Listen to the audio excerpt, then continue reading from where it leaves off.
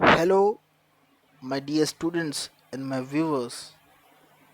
Today we are going to discuss a very interesting topic which is related to HVAC industry or the air conditioning industry. These fundamental concept which must be known by every HVAC technician or a student dealing in this field.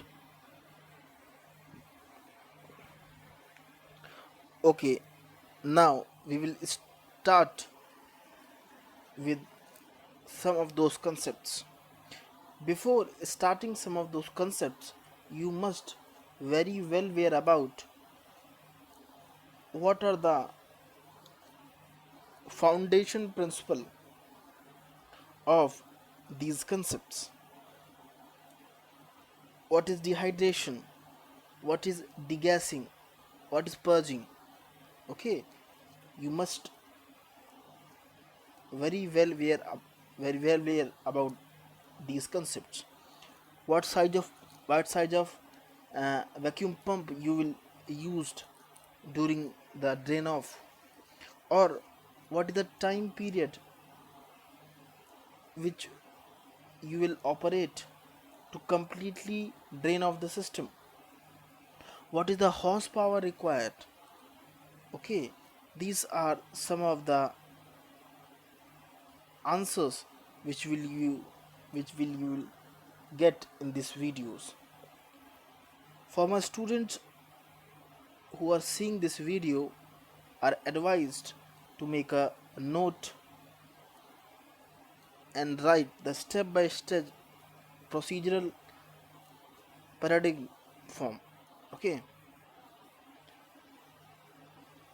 we must aware some of the fundamental concept regarding the refrigerant service and air conditioning service equipment. The first one is dehydrating or dehydration. Okay, the two most frequent service technicians must know is the fact of dehydration and what size of vacuum pump is needed to have the perfect dehydration system, and how long be the pump is operated to assure the removal of all moisture.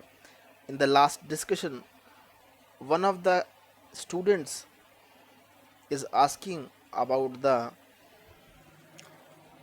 problems we facing during the vacuum pump removal or removal of any foreign particles which are entrapped inside the system. then i have then I have explained previously also that the pump should be of such a horsepower that it will remove all the clogged material, or it will remove all the material to have a best possible effect. Okay, you will look generally in industry they are using a vacuum pump of very much high power. Okay, now why dehydration is important, we must know. The answer for that is lying that dehydration is needed to remove the moisture which are entrapped in the refrigerant system. We must remove the moisture. And how the moisture is entrapped in the system? It is entrapped by the foreign particles which are liquid waters which are found in the system. But this is not actually the case. actually some invisible mixture, okay, or water vapor, which is the main factor which causes the greatest trouble in the refrigeration and the air conditioning system. A single drop of water in the circuit can lead to damage or decrease the efficiency of our system. Hence, a technician must ensure that the system is completely dehydrated. Okay, now the second point is deals with the freeze up of the this liquid particles. How this freeze up is done? How this freeze up is done? This freeze up is done due to ice crystal formation in the flow of the refrigerant. It is obvious when this ice crystal block the path of the refrigerant, there is flow restrictions or some flow will be returned back to its source. Hence, we should also look that there is no freeze ups in the system. After that, we have one more concept which deals with the corrosion, which deals with the corrosion inside the system, which is a very serious trouble inside an refrigeration system. It is said or it is observed that refrigerants such as R12, which contains some amount of chlorine, will slowly hydrolyze with water and form hydraulic acids. These acid increases the rate of corrosion due to acids because higher temperatures accelerate the acid forming process. Hence, this means we have to reduce the acid forming process in our system. Hence, we must also look upon the acid removal. Now, the next problem we facing in the HVAC servicing is that some refrigerant oil attract moisture and also absorb at, at the surface very rapidly when it is left open to the atmosphere. Water formed acid mixes with the refrigerant oil, forming a closely bonded mixture of fine globules. This effect is generally called as sludging. What basically sludging is? Sludging is you can say when when liquid particles contain some solid material. Slowly these materials when deposit into a heap form will lead to a sludging, like sludging in a sewer. Okay, the corrosion become troublesome in those cases where the metallic surface are involved. Hence, they corrode the whole metallic surfaces. Hence, they are very seriously looked in these circumstances. Now, the second point we are dealing with the evacuation equipment. Evacuation equipment is evacuation equipment as we have previously uh, discussed that we are generally using a low pressure gauge. As you are seeing a low pressure gauge, this is the gauge pressure we are using for our for our purposes. Hence, for those being introduced here to high vacuum work, it should be stated that vacuum pump does not suck out the liquid mixture, but it rather made it to boil in a vapor state. which can harmlessly removed from the system. Okay, in the later part we have also discussed about high vacuum or deep vacuum concepts.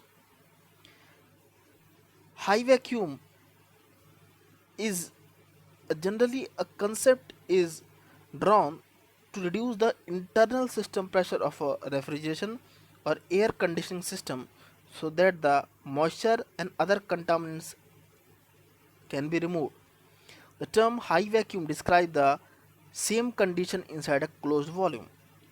Okay, so got we have uh, up to now covered the concept of dehydration, low pressure gauge, high vacuum or deep vacuum. Now, one another concept we come across is the pumping speed. Pumping speed is generally referred to a speed of a high vacuum pump which is required to remove all moisture from a reference system. Some of the most important are the, the cubic capacity of the system. This concept I have previously discussed that the, the cubic capacity of a system is directly related to the vacuum pump which we need to evacuate drain off or dehydrated system. Higher your cubic capacity, higher will be the your vacuum pump needed. The second one is the ambient temperature represent. This also plays a very significant role in deciding your amount of vacuum pump. And the the third one is internal restrictions. What is internal restrictions? Internal restrictions. Okay. What are internal restrictions? Internal restrictions, as we have previously described, internal restrictions, higher the internal restrictions, you need higher the size of the pump. Also, we come across a concept of blank off, uh, which we will discuss later in this video. Okay, look, in your screen you are seeing a vacuum station. This is one product vacuum station which is named as the area zone 101, and this is the complete layout of the system in which we have large display, the oil injection, two stage vacuum pump. Okay, this is the system which conventionally allow the technician to basically test the air conditioning system working pressures, evacuate and inject oil into the air conditioning system, and features a graduated oil injection unit. After that, we are dealing with the charging stations. Okay, charging stations. Charging stations are two types, by volume or by weight. Volume is using a graduated charging dial cylinder, or by weight you are using an electronic scale with LCD readout. Here we are seeing this is the charge by volume, and this is our electronic scale. Okay, these are the two methods in which a technician must know that how amount of refrigerant is still left in the system so that he may be going to charge or discharge the cylinder. Okay, now I have also discussed from you people that what is degassing. Degassing we have discussed in in our previous class that what is degassing. Degassing is the process in which non-condensable gases, which gases increase in head pressure or increase operating cost, we must remove it. Okay, one of the question, one of the frequently asked question from you student is that, sir, why we need the process of degassing. Degassing is needed because if some of the condensable gases, some of the condensable gases which are get entrapped inside the system, which increases the head pressure and increases the operating cost, and it is needed to be removed by the vacuum pump, where high temperature are frequent, non-condensable gases combined with moisture and also causes the oil failure. Hence, it is very important to have HVAC technician must have sound knowledge of how this will lead to a reducement of this. Okay, after that we will look that degassing also decreases capacity and increase compressor wear. Okay, decreases capacity and increase compressor and compressor wear. Okay, hence this must be viewed very seriously. Vacuum gauge we have previously discussed in our previous discussion. I have showed you also the diagram of vacuum gauge. Dehydration we have also discussed. Okay, now we move forward to purging. Okay, what is purging? Purging is a process which ensure that your system is completely uniform flow, means the flow inside the your system is completely uniform flow. Why there is a need to a system which is having a uniform flow? Because with the purging, if any, if the flow is not uniform, there is a degree of randomness increases inside the system, and we will, this will lead to failure of our system. And what is the basic method? It is a very simple method in which we perform this process. In in this process, the it is generally used with dry gas such as dry nitrogen. Okay, we have we have enter the dry nitrogen into the liquid line, and then it is made out from the suction side of the system. Okay, now the important one is blank of testing. What testing? Blank of testing. Blank of testing is also one type of vacuum pump testing.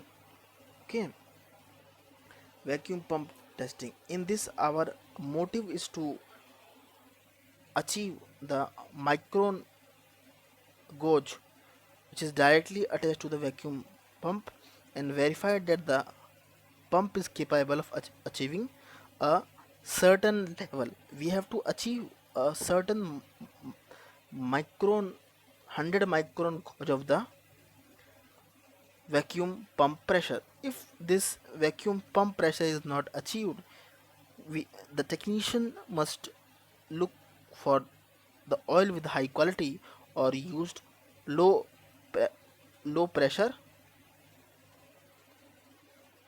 low pressure vacuum. Okay, okay, thereafter we are looking some of the vapor charging and liquid charging methods. Vapor charging method is the second type of the methods which is used in our the air conditioning service. Okay, for this we have some of the steps is that make sure that your system is properly installed and evacuated. Okay, you must ensure that your system is properly installed and evacuated. After that, you must have to look to clean the filters. Okay, clean the filters and the oils, because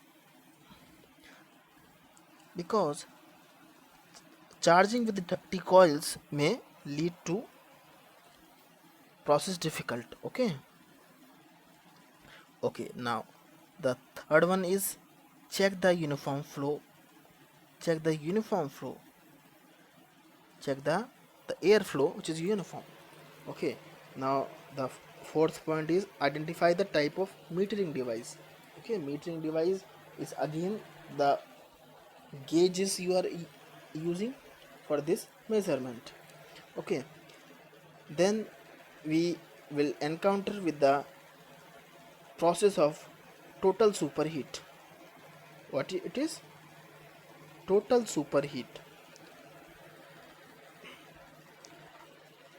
A critical condition of total superheat is that the temperature inside is 55 degree Fahrenheit and the outdoor is above 70 Fahrenheit with a wet bulb temperature of 70 degree Fahrenheit. Okay, this is called, when a system attains this condition, this is called as critically charged condition, or the system is in line with total superheat pressure.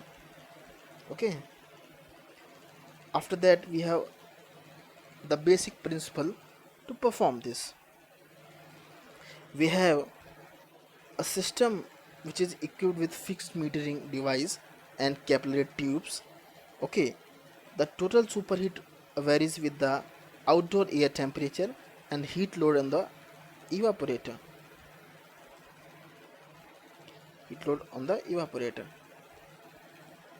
The first point is that the total superheat method of charging the orifice or capillary tube system. It uses a fixed metering device, a capillary tube, to properly perform this operation. Thereafter, these systems are critically charged and required the flow which is uniform, or we can say the correct airflow, and we need accurate test instrument to properly and accurately charge the system. If these system don't control the superheat, okay, if the system is don't control the superheat, if it is critical, then the airflow must be closed to possible to correct prior to charging. Hence, when we see that the system is critically charged, we must close the airflow prior to charging. One of the precautions is that the usage of gauges is done very carefully, and hence any random or zero error must be removed. The fifth point is that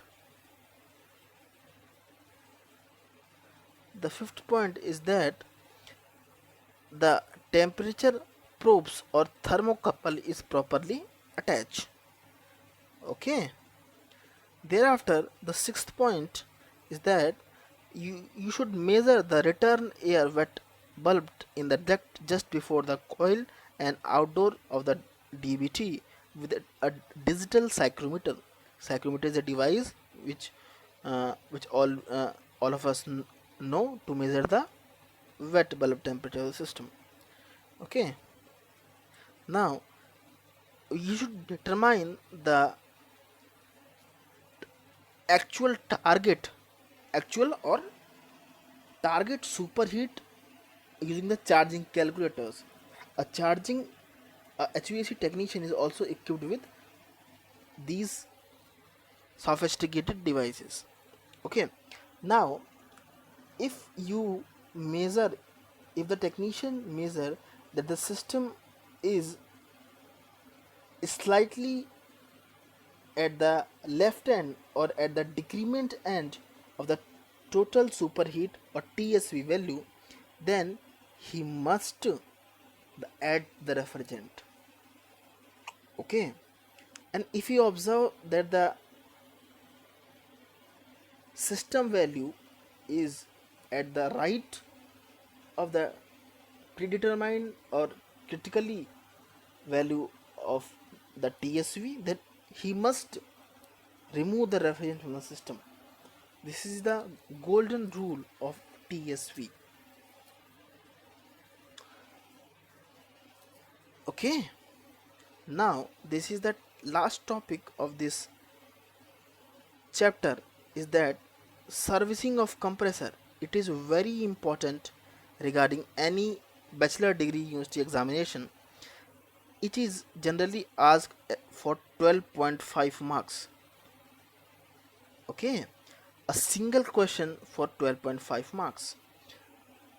Hence you must ensure the proper understanding of this concept. Why the servicing of a compressor is needed? Because as we all know that it is a routine process for a technician to check the AC system must be in sound condition or not. Now, how a technician must know that the system is in not healthy state or the unhealthy state? Okay, the first point is that he must look for the he must look for the any obstruction. Okay, any obstruction must be looked. That what is obstruction?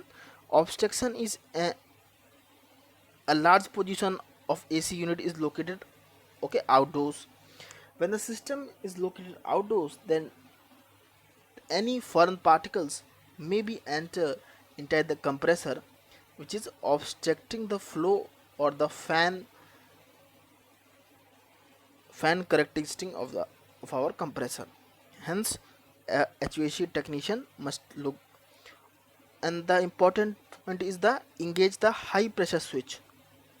Okay, what is engage the high pressure switch? What is that? High pressure switch is basically every compressor is equipped with high pressure switch that should be run to prevent the compression from the overheating. Hence the technician must check that the high pressure switch of this compressor is working properly or not.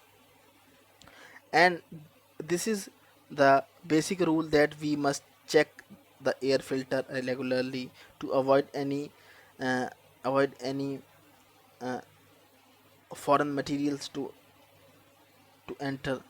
Okay, now the fifth point is to check the condenser coil regularly. What is to check the condenser coil regularly? Okay, dear students, this all is about fourth unit of our topic. From this, the syllabus of our is end. Okay, the syllabus is the end. And I must wish all the candidate a good luck for their examination, and also I will upload some of practice questions which are probably going to be appear in your examination, which you should practice. If any query regarding this video, you will post in the comment section or in the group of the WhatsApp. Okay student, thank you for watching this video.